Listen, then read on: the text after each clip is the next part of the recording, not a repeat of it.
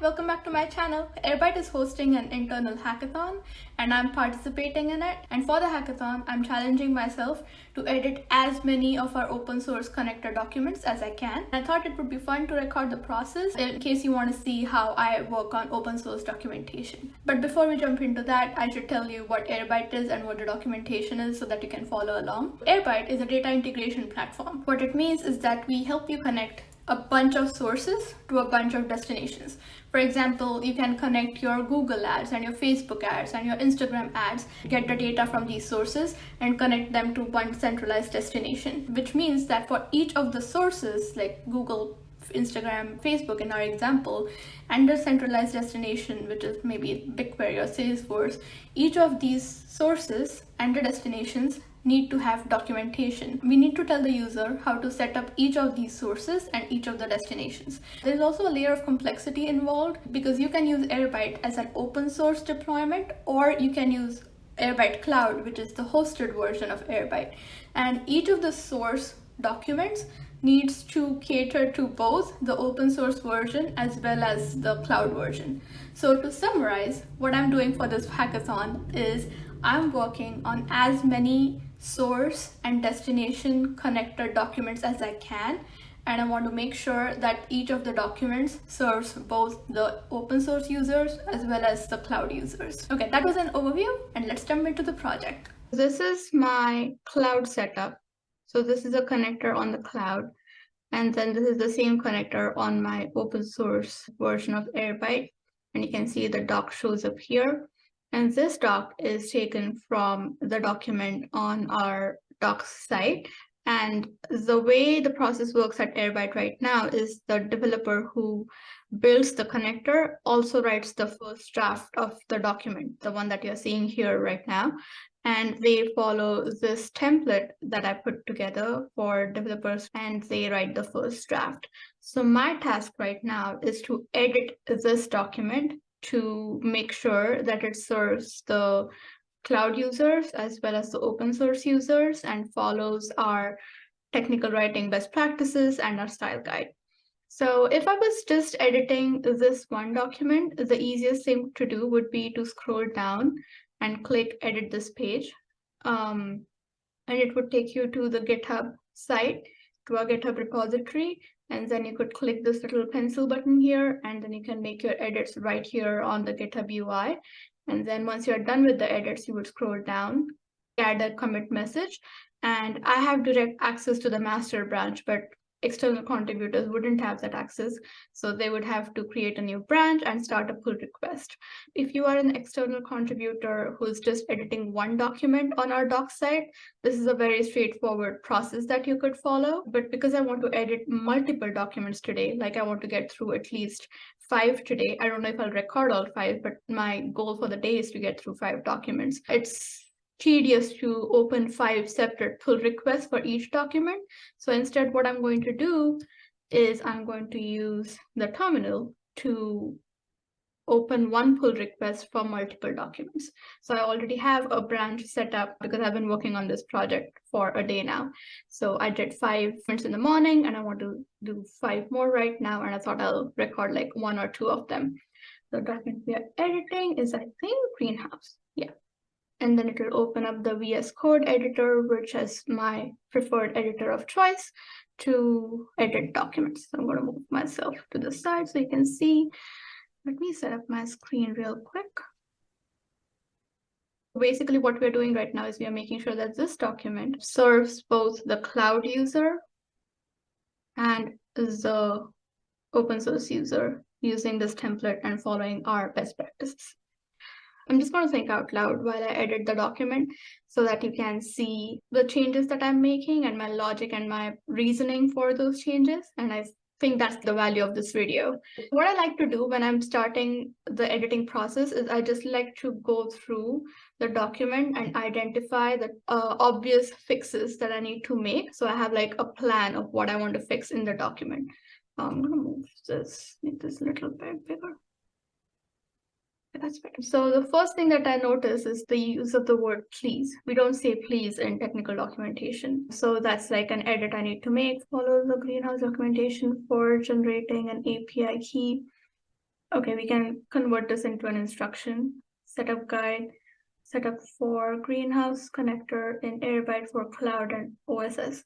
We don't say OSS anymore, we say open source. So I need to change that. Also, there is inconsistency in the use of periods at the end of sentences. Sometimes we use them, sometimes we don't. So I need to fix that and make it consistent. And at first glance, from what I can see from the UIs for the cloud and open source version, is that both of them have the same setup, right? The instruction set is the same for the both of them. So there's no reason for us to have two separate set of instructions for cloud and OSS for this particular connector.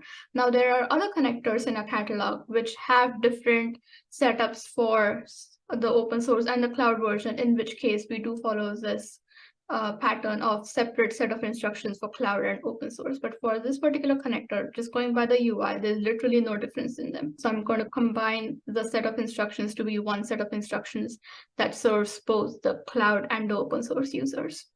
So that's another change I need to make. And then the greenhouse source connector supports the following sync modes. Okay, this is not how we structure things. Where are the links? How would the user know what full refresh sync is if I don't add a link that can take them to the page that tells them about it? And I think this is a section that needs heavy edits because it feels too verbose. And I'm not convinced that this is information that we need to tell the user. So the most important point I have to remember while working on the connector documentation is that I'm writing the connector documentation for an Airbyte connector, right? I'm not writing the documentation for the third-party tool. For example, in this case, I'm writing the connector document for the greenhouse connector for Airbyte. I'm not writing the documentation for greenhouse. So that's a very important thing that I have to keep reminding myself, is that the user who ends up on this page more often than not would know more about greenhouse than I do. What they don't know about is Airbyte. So that's my job, is to explain to them how to use greenhouse with Airbyte. That's the delta we are trying to document for the Airbyte documentation, right? So from what I can tell right now, I need to read this very carefully and make sure that this is Airbyte specific information and not greenhouse information. If there is something that they need to know about greenhouse, the way I would do that is to link to the official greenhouse documentation, because the greenhouse technical writers would do a better job of explaining it and also maintaining it. Like, what if they change this content tomorrow? How will I know that greenhouse changed something in their permissions for API keys, right? So the safest thing to do would be to link to their documentation and not document that ourselves. Okay, so now I have a game plan on the changes that I need to make in this document. I'm just going to go ahead and make the changes. Another thing I like to do is make sure that I have some already edited documents open for reference so that I can keep things consistent. For example, there is a particular way in which we phrase the prerequisites. To set up the connector, you'll need, and then the thing that they need. So I'm just going to copy paste this format and import, paste it here, and then I'm going to edit it. And then setup guide, we don't need this because I'm going to make this level 2 heading. And then we're going to combine the two sections. That's another thing. This used to be an old template and we changed our template. So I'm making sure that it follows the new template. And the easiest way to do that is to go to another document which uses the new template and copy paste and edit. Okay, so now we are at this step of the process. Now here's what I'm documenting, the API key. Now enter your API key. This is not helpful information, right? Because they can see on the UI that they need to enter the API key. Stating that here in the documentation is not helpful to the user. Like, I'm not giving them any guidance about what they need to enter here. The guidance that they need here is which API key. Like, how do you get the API key? And also the formatting is all wrong, because why is it in this in backticks? And that's not how you say it. It's not an API underscore key, it is API key. So the text has to match the text on the UI, right? So your greenhouse API key, and I'm going to link this to this link because it's the same thing. There we go. And then click setup source and you're done. And we combined the instructions, so we don't need this section anymore. Supported sync modes. Okay, this is a very bad practice to commit to future features in the documentation. That's marketing, that's not documentation. So don't commit future features or changes in the documentation. So I need to change that. And again, I'm going to the document that's already been edited. I'm gonna copy paste that here. This is like pretty standard. The reason I can do this, like I know what to edit, is because I've been doing this all morning. And then this section looks okay. I'm gonna save just in case. And then setting permission for API keys. You can specify which API endpoints or your API keys have access to from the Greenhouse Dev Center. Okay. This will allow you to permit or deny access to endpoint individually. Any API keys created before Jan 18 will have full permissions, but any new API keys will be explicitly granted. Okay, to add or remove endpoints, go to, that's what I meant. Why am I telling them in the Airbyte documentation the process to manage permissions for Greenhouse API keys, right? What if they change this process tomorrow, and how will I know? And then this document will be outdated and our users will be confused and I wouldn't even know about it. And also the placement of this section is not correct because they have already gone through the whole process, and then I'm telling them about the permissions that they need for the API keys, right? That's not super helpful. What I need to do is put that information before they get into the process, because they first need to get the API keys with the right permissions and then set up the connector in Airbyte. So my task here is to make sure that they get the relevant information at the right place. Okay. So what are we trying to say here? Users with Harvest API keys may access all the data in the endpoint. Access to the data in Harvest is binary. But why are we talking about Harvest right now? What is Harvest? Wait, what? Oh, Greenhouse has something called Harvest. Okay. Is that what we need? Do we need the Harvest keys? Oh, yeah, we do.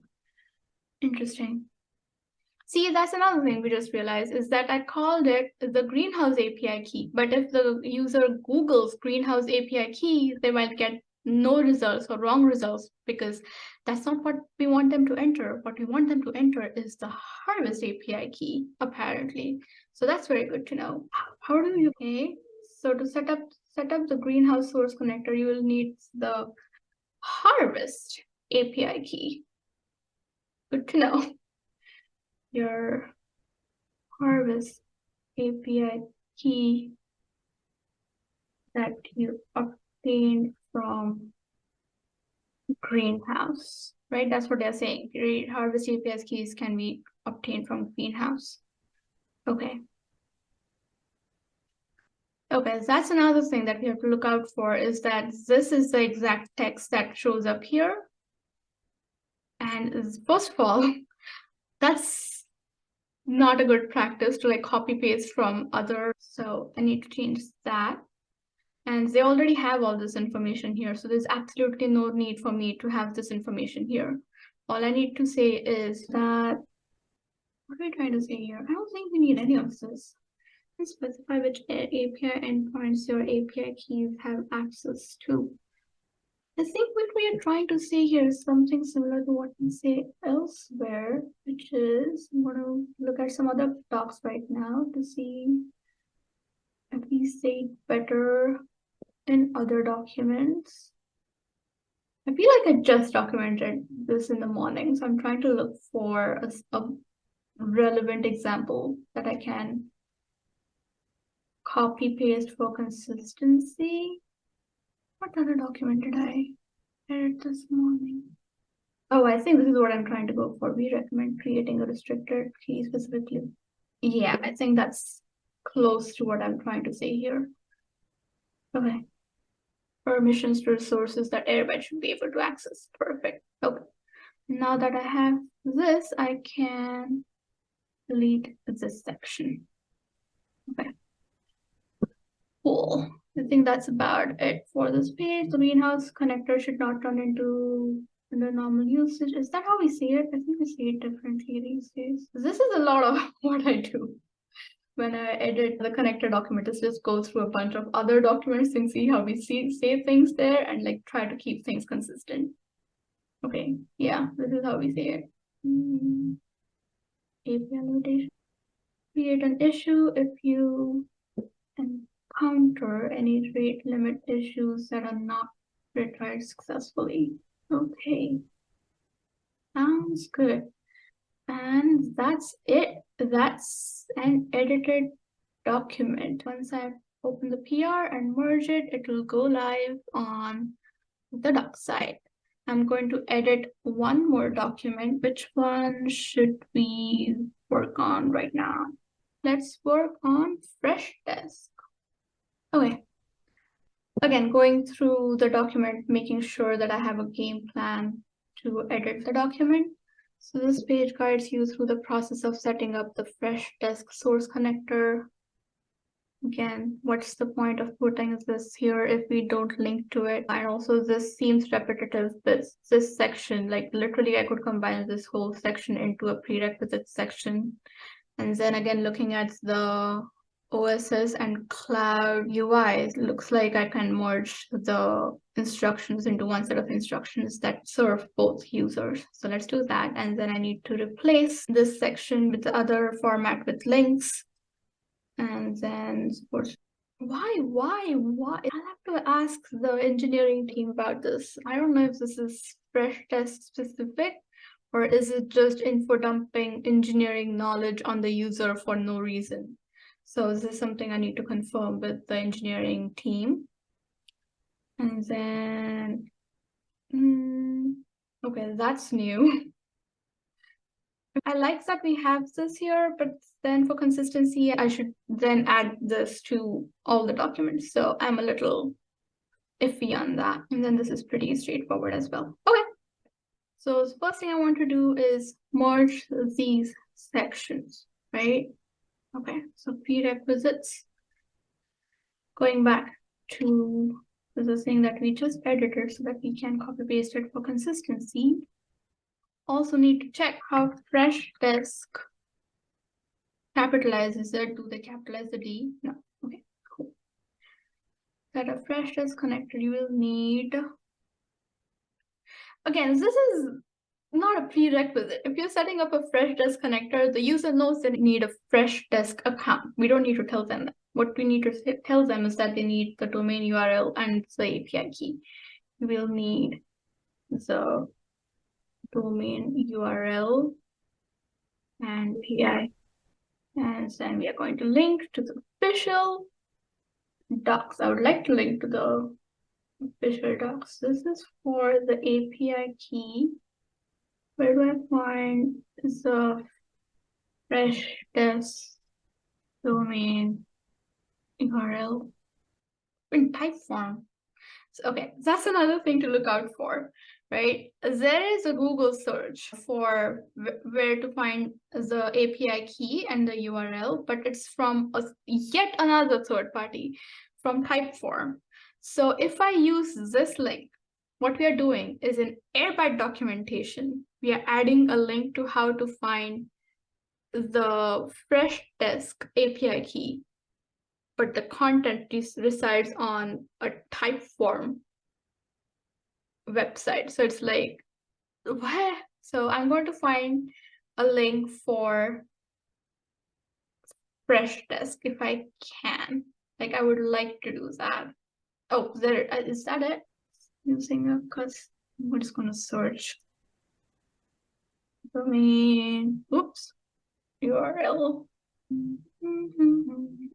Is okay.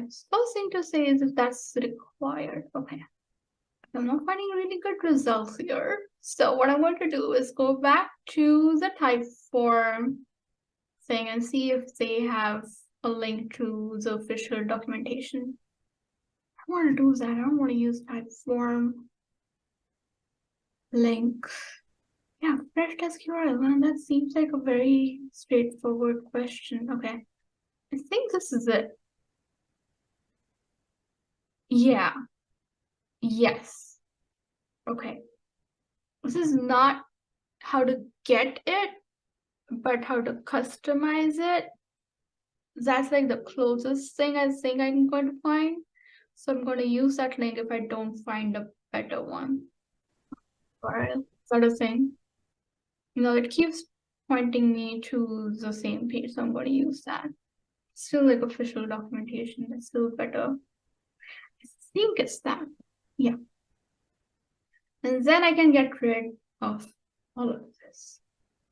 Cool. And then this is not step 2, this is just the header. And we're also going to combine these two sections because from the UI, it seems like they don't really have much of a difference.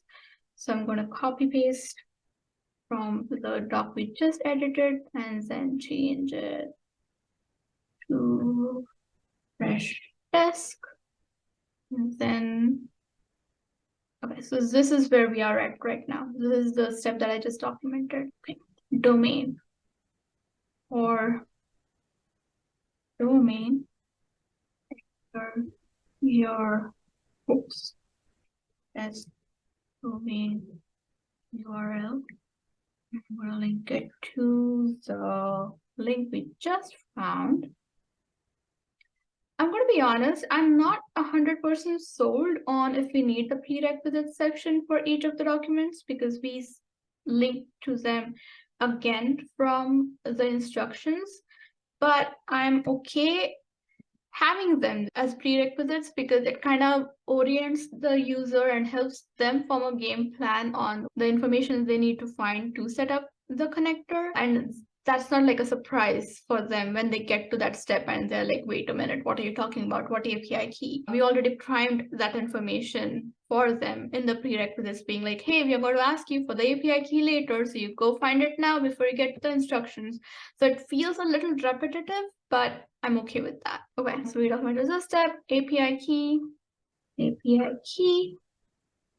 enter your API key, and then we link to this article, and then I have documented the start date so many times. To copy paste it from somewhere for a start date. Here. That's the benefit of having written so many documents now. Just know where to copy paste things for. What is this? This is new. Requests per minute. The amount of requests per minute that the source is allowed to use. There is a rate limit of 50 requests per minute per app per account. Okay, good to know. Copy paste. Tooltip. Enter the number of requests. The fresh desk rate limit is 50 requests per minute per app per account. Cool. And then we can get rid of Airbyte Cloud because we combined the steps.